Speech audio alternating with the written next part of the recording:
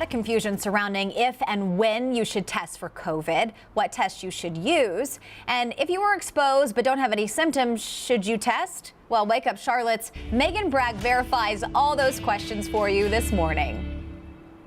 As many people search for at-home rapid tests on bare shelves and stand in long lines to get a PCR test, many want to know, do they even need a test if they don't have any symptoms but were exposed? So the question, should you only test for COVID-19 if you are symptomatic? Let's verify.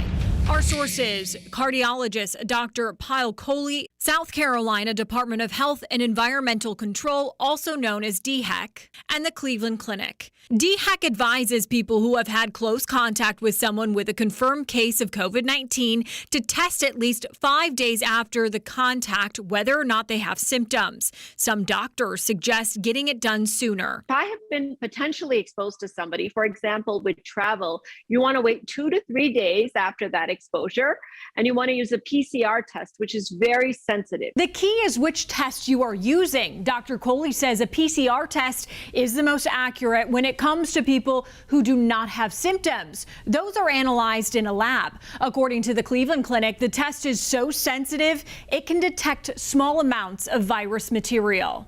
An antigen test, also known as a rapid test, is what you would see in stores. They detect protein fragments specific to COVID.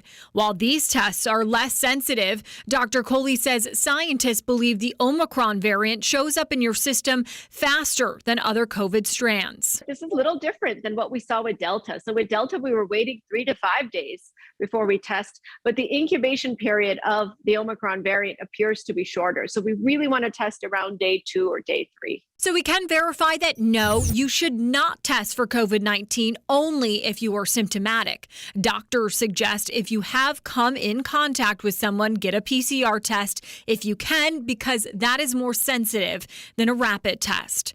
With your Verify, I'm Megan Bragg.